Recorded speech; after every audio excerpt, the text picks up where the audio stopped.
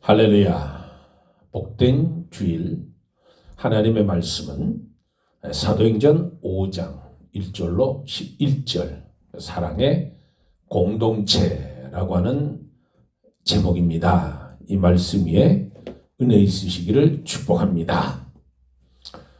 저희들이 지금 새벽 기도 때 시편을 보고 있습니다.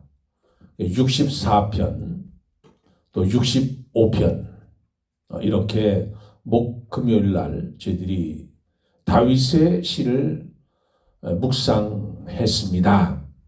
거기 표제에 보면 다윗의 시, 공동체를 따라 부르는 노래 이렇게 시제가 되어 있습니다.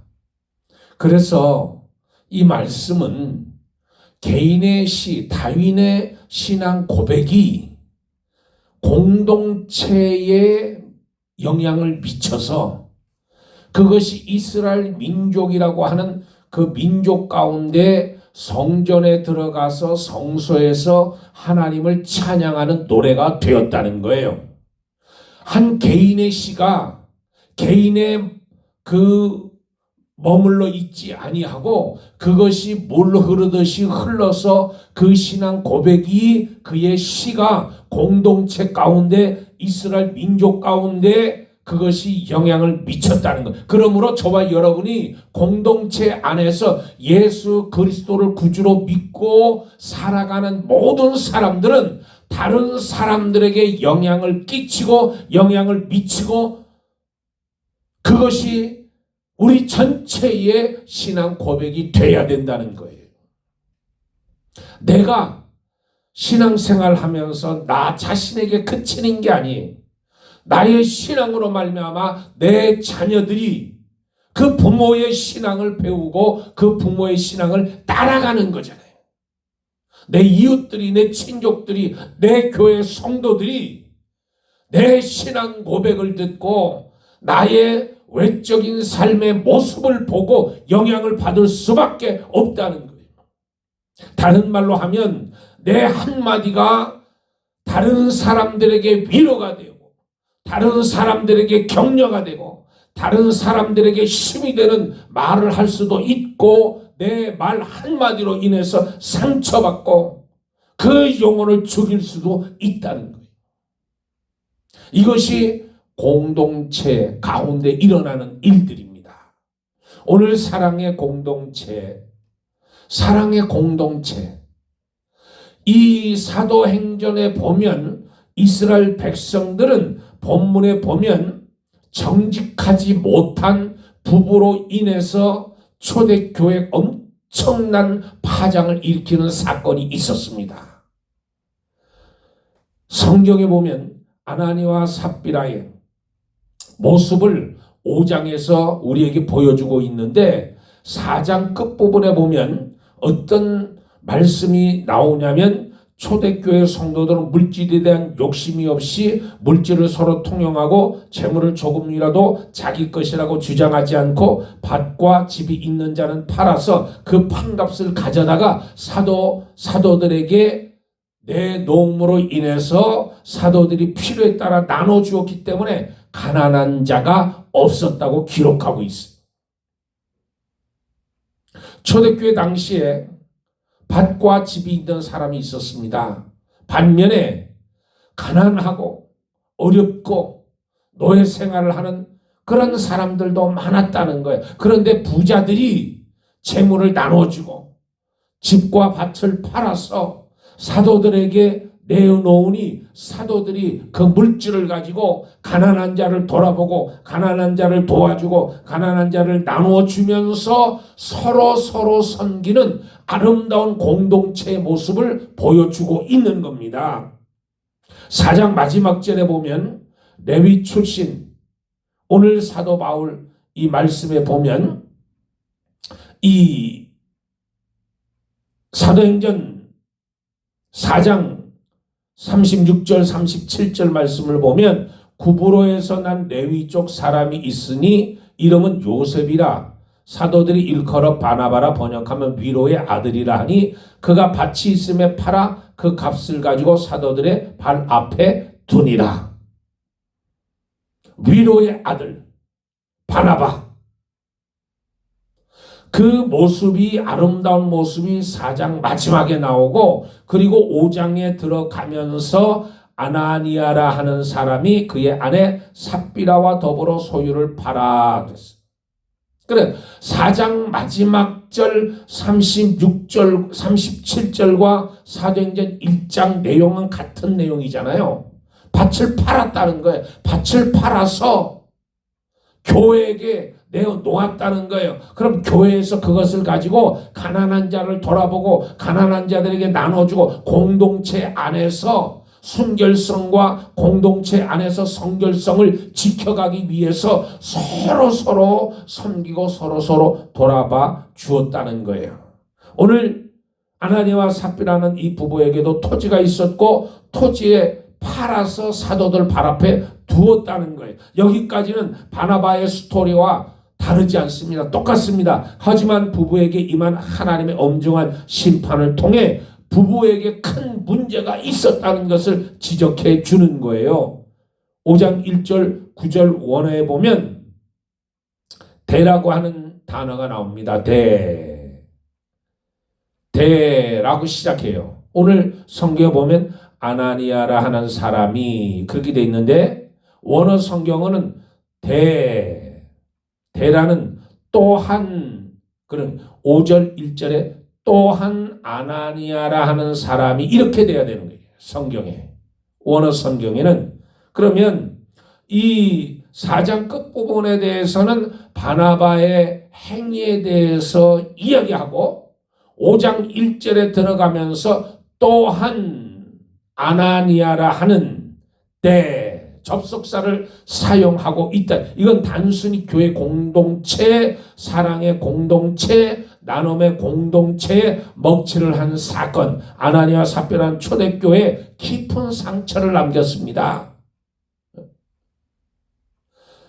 아나니아 삽비라는 하나님 앞에서 칭찬받는 사람이 아니고, 칭찬이 아니고 사람 앞에서의 칭찬을 얻고자 했던 사람이라는 거예요.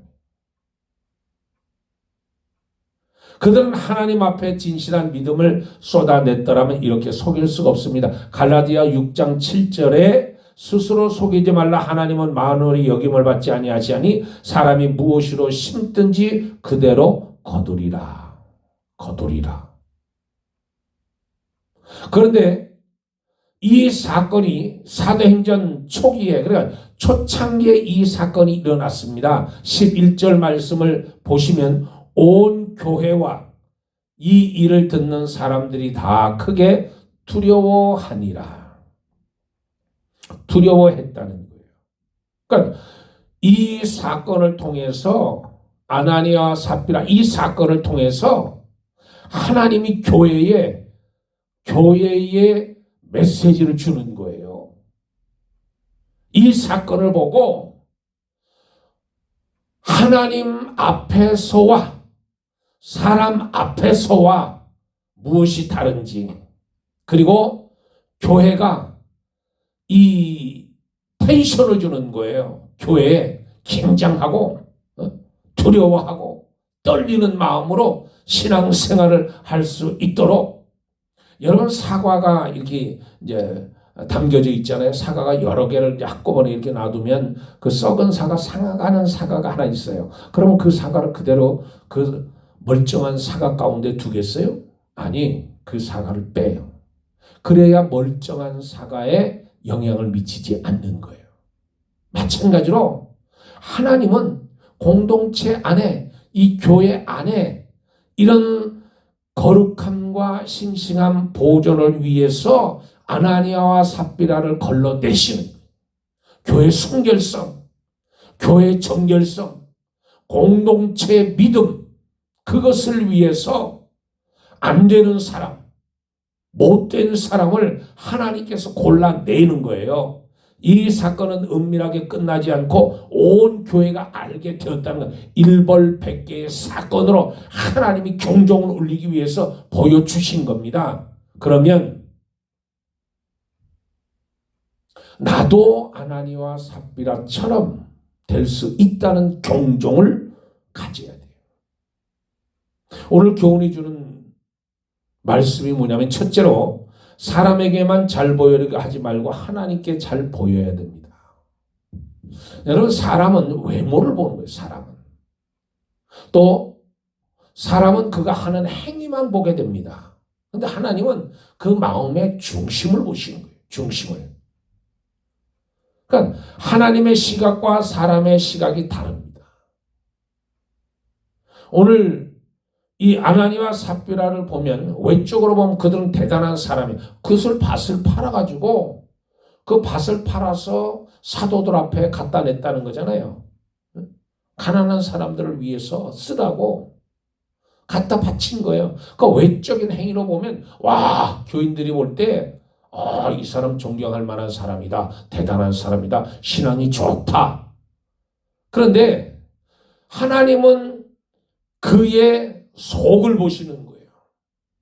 얼마를 감추어 두었다는 거예요. 밭 파는 값 전체를 갖다 드린 게 아니고 하나님께 약속을 했잖아요. 내가 밭을 팔아서 드리겠습니다. 그런데 그 밭 판 그 돈을 다 갖다가 하나님 앞에 약속대로 들은 것이 아니라 반은 감춰두고 반만 하나님께 드리면서 이게 답니다. 하나님 시각으로 보면 그 마음에 성령이 가득해서 성령의 감동으로 작정을 했습니다.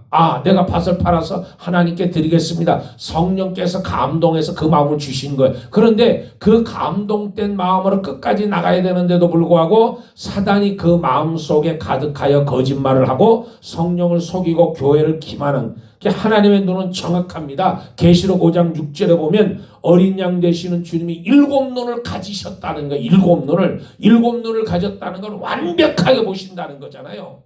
진짜 하나님이 7눈을 가졌다는 의미가 아니고 7눈을 가졌듯이 하나님은 우리의 일코도 내면까지도 다 들여보실 수 있는 하나님이라는 거예요. 우린 이 사실을 기억하고 사람들에게 잘 보이려고 하지 말고 사람에게 자랑하지 말고 사람에게 자기를 드러내려고 하지 말고 하나님께 드리는 거예요. 하나님 보시는 앞에서 하나님께 잘 보이려고 해야 된다는 거예요. 사람 앞에 잘 보이는 거 필요가 없어요. 하나님께 잘 보여야 되는 거예요. 우리는 이 사실을 알고 하나님만 보여야 됩니다. 하나님만. 여러분 이 사도행전 3장 말씀에 보면 어떤 말씀이 있냐면 사도행전 3장에 보면 이 베드로와 요한이 성전에 올라가다가 성전 미문에 앉은 뱅이를 예수 이름으로 고치잖아요. 은과 금은 내게 없거니와 내게 있는 것으로 내게 주는 곧 나사렛 예수 그리스도 이름으로 일어나 걸으라. 그랬더니 걸어나는 거예요. 40세 발목과 발목이 심어져서 걷는 거예요. 한 번도 성전에 들어가 본 적이 없는 사람이 성전에 들어가서 춤을 추고 하나님을 찬양하고 이것을 보고 많은 이스라엘 백성들이 유다 사람들이 하나님을 믿고 따르게 되는 거예요. 그러면서 다른 이로는 구원을 받을 수 없나니 천하 사람 중에 구원을 받을 만한 다른 이름을 우리에게 주신 적이 없다고.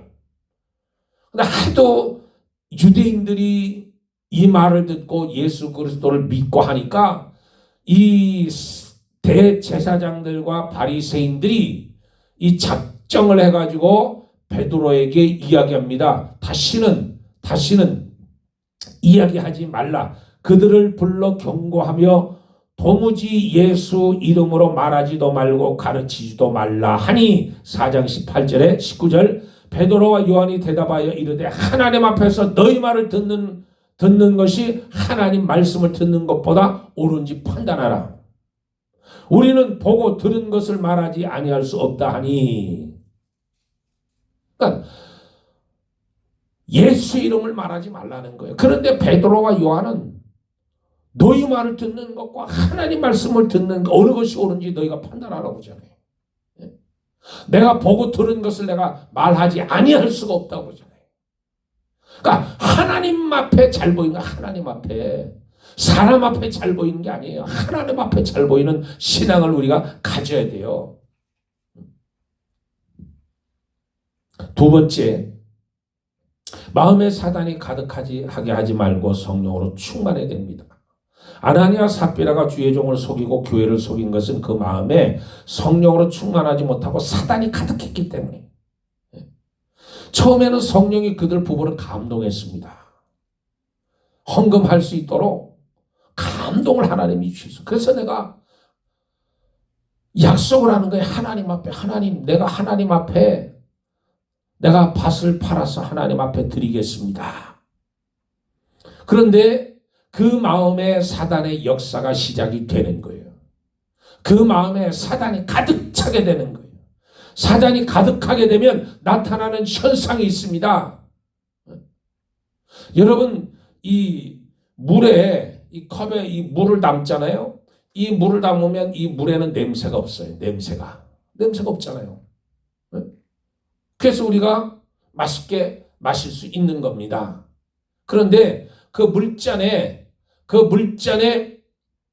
이 술이 가득하면 쏘는 맛에 알코올 냄새가 나는 것처럼 사단이 가득하면 나타나는 현상이 있어요. 그걸 두 가지를 이야기하는데, 하나는 성령을 소멸하는, 또 사단이 마음에 가득하니 욕심을 부리게 되는 거예요. 여러분, 이게 성령이 충만하냐 충만하지 않느냐, 이게 나오는 거예요. 성령의 감동을 내가 이겨가느냐, 아니면 내가 성령 속이고 악령이 가득하냐. 자신의 마음에 욕심이 가득하게 되면 사단이 역사하는 거예요. 욕심이 우리를 파면을 이끄는 거예요.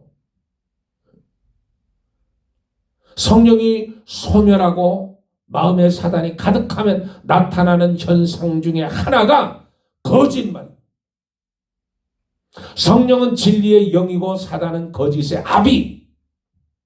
내가 하나님 가득한가 마귀로 가득한가 보려면 자신의 마음에 진실한가 거짓으로 가득 차 있는가를 보게 됩니다. 우리는 쉽게 거짓말할 수 있지만 영적 차원에서 보면 엄청난 일이 일어나고 있는 거예요. 거짓말을 하는 순간 성령님의 역사는 약해지고 마귀의 역사는 강해지는 거예요. 그러니까 그 약속한 걸 덮기 위해서 거짓말을 쏟아내는 거예요. 거짓말을 하게 되는 거예요. 우리 마음의 욕심과 거짓을 회개하고, 그래야 사단이 떠나가고 성령이 그 속에 있게 되는 겁니다. 그러니까 저와 여러분, 성령의 감동을 받으면 그 성령 가운데 내 거룩함을 내 스스로 지켜야 되는 거예요. 순결을 지켜야 되는 거예요. 성결을 지켜야 되는 거예요. 그래서 대제사장 이 머리에 쓰는 두건 가운데 성결이라고 하는 것은 저와 여러분의 성결을 지켜가는 거예요. 예수님의 신부로서의 성결을 지켜가는 거예요.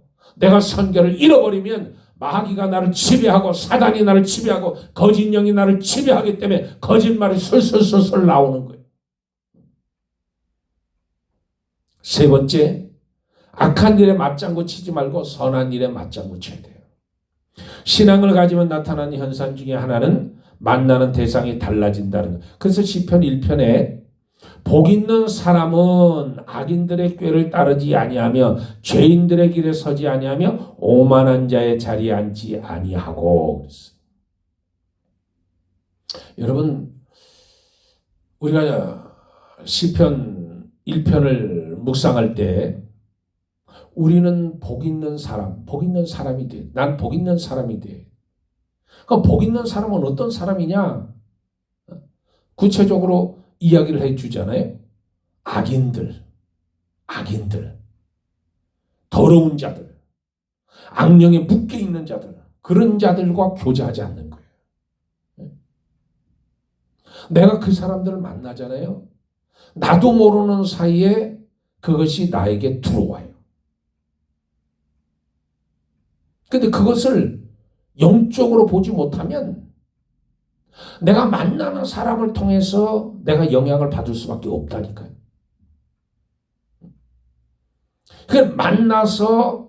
만나서 어떤 누구를 흉을 보고 누구를 욕하고 누구를 비난하고 비평하잖아요. 그러면 거기에 나도 동참해서 하게 되면 내 속에 성령님이 근심하는 거예요. 그러니까 거기에서 내가 바른 말을 할 줄 알아야 돼. 우리 이런 말 하지 말고 화제를 돌려서 다른 말 합시다. 여러분 10명 중에 10명이 모여서 친목을 나눌 때, 대화를 나눌 때 어떤 한 사람 내지 두 사람만 거기서 강하게 반대하잖아요. 그러면 부정적인 말을 할 수가 없다고 그래요. 통계적으로. 그러니까 5명이 모여서 이야기를 할 때 남을 비판하고 흉보는 그 분위기 속에서 한 사람만 반대하잖아요. 우리 이런 얘기 하지 맙시다. 강하게 얘기하면 그 얘기를 못 한대요. 화제를 돌릴 수밖에 없다. 그런데 거기서 침묵하고 거기서 동조하기 때문에 거기에서 나쁜 모임이 되는 거예요. 그리고 집에 돌아오면 성령님이 근심하기 때문에 아주 마음이 편하지 않아요. 굉장히 마음이 불편해요. 경험해 보셨어요? 그런 자리에 있으면 내가 반대하고 강하게 이야기를 해줄 줄 알아야 된다는 거예요. 좋은 교제란 그겁니다. 헌신하자, 기도하자, 봉사하자, 이럴 때 힘이 집중해서 일어나요. 공감하고 그렇다, 맞다, 아멘 이렇게 나가야 되는데 남을 흉보고 남을 욕하고 교회를 욕하고 목사를 욕하고 그 자리에 동참해서 같이 흉을 보고 같이 맞장구 치면 마음이 근심되어 돌아오는 거예요. 만약에 이 부부가 아나니와 삽비라 이 부부가 만약에 아내가 강하게 반대했다고 해봐요. 남편이 그 일을 강행하지 못해요. 맞장구를 치니까 우리가 어떻게 살겠느냐. 이 돈 다 갖다 바치면 우린 그 다음에 내일은 뭐 먹고 사느냐. 경제적인 문제를 가지고 나오면 거기 아내가 동조할 수밖에 없는 거예요. 이게 일반적이잖아요. 그런데 그리스도인은 거기서 아닌 것은 아니라고 이야기를 해줘야 돼. 아담이 선악과를 먹을 때 그 선악과를 누가 갖다 줬어요? 하와가 갖다 줬어요. 하와가 먼저 따먹고 그리고 그 선악과를 따가지고 자기 남편 아담에게 줬는데 아담이 그때 어떻게 했어야 돼요? 야단을 치고 하나님이 먹지 말라고 했는데 그러면서 먹지 않냐고 그 자리에서 하와를 해결시키고 하나님께 용서를 빌었어야 돼요. 그런데 그 부부는 일심동체돼서 아내가 갖다주는 선악과를 먹음으로 인해서 에덴 동산에서 쫓겨나게 되고 죄가 들어오게 되고 죽음이 들어오게 되고 고통이 들어오게 되고 문제가 들어오게 되어 있다는 거예요. 아담은 이런 의미에서 큰 책임이 있는 겁니다. 잠언 27장 17절에 철이 철을 날카롭게 하는 것 같이 사람이 그의 친구의 얼굴을 빛나게 하느니라. 철은 철을 빛나게 하는 것처럼 그러나 사람이 그 친구의 얼굴을 빛나게 하느니라. 사람들은 언제나 누구에게나 영향을 받고 또 영향을 주게 되어 있습니다. 그런데 이상하게도 우리는 좋지 않은 것에 영향을 쉽게 받아요. 어느 집사님이 목사님을 찾아와서 상담을 하는데 그러더래요. 목사님 참 희한한 일이 있습니다. 우리 집 옆에 어떤 남자 혼자 사는 남자가 이사를 왔는데 이 약간 정신이 좀 이상해요. 이 사람은 밤낮 없이 타양살이 몇 해던가 이 노래만 부르는데 자나깨나 아주 그래서 그냥 미치겠다는 거예요. 자나깨나 남자가 그 노래를 제껴 부르는데 아주 그 노래를 아주 듣기 싫어서 아주 죽겠다는 거예요. 근데 어느 순간 설거지 할 때 보니까 자기가 타양살이 몇 해던가 이 노래를 따라 부르고 있다는 거예요. 그리고 세탁기 돌릴 때도 그 미친 남자가 부르는 노래를 자기가 따라 부르고 있다는 거예요. 자신도 모르게. 그러니까 우리 그리스도인들은 열심히 예배 생활과 기도 생활을 하면서 성령으로 충만해야 되는데 좋지 않은 것을 좋은 것으로 바꾸는 힘이 우리에게 없기 때문에 그래요. 그래서 예레미야 13장 23절에 그리스인이 그의 피부를 표범이 그 반점을 변할 수 있게 할 수 있느냐 할 수 있을지인데 악에 익숙한 너희도 선을 행할 수 없느니라. 악에 익숙한 너희도 선을 행할 수 없느니라. 그러니까 성도들이 자신의 무능함을 인정하고 성령님의 도우심을 구해야 돼요. 그래서 저와 여러분의 신앙 고백이 정말 문제가 있고 어려움이 있고 환난이 있고 고통이 있고 이걸 다 넘어서 내가 하나님 말씀으로 회복되는 단계에서 하나님을 바라볼 때 하나님 나는 정말 죄인이었습니다. 하나님의 도우심이 있었기에 내가 있음을 발견합니다. 하나님 나를 지켜주시고 나를 동행해 주심에 감사합니다.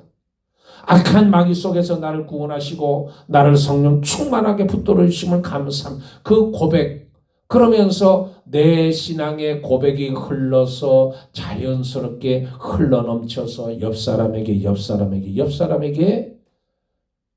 유익을 끼치고 성령이 무르듯이 그렇게 성령이 흘러가야 된다. 다른 사람들에게 영향을 미쳐야 된다는 거예요. 오늘 저와 여러분은 거룩한 이 공동체, 사랑의 공동체 속에 내가 일원이 돼서 정말 좋은 신앙 고백을 다른 사람들에게 영향을 미치고 신앙 고백이 다른 사람의 고백이 될 수 있도록 저와 여러분이 오늘 깨어서 하나님 은혜 가운데 긴장하고 두려움과 떨림으로 오늘을 살고 성령이 심령 속에 충만하기를 주의 이름으로 축복합니다. 할렐루야. 기도하겠습니다. 하나님, 우리 사랑의 공동체를 지켜가며 우리 주님의 교회 안에 모든 성도들이 아버지 하나님 깨어 근신하고 두렵고 떨리는 마음으로 서로 돕고 서로 섬기며 사랑의 모습을 보이는 은혜의 공동체가 될 수 있도록 역사해 주옵소서. 감사하며 우리 주 예수 그리스도 이름으로 기도드리옵나이다. 아멘. 할렐루야. 축복합니다.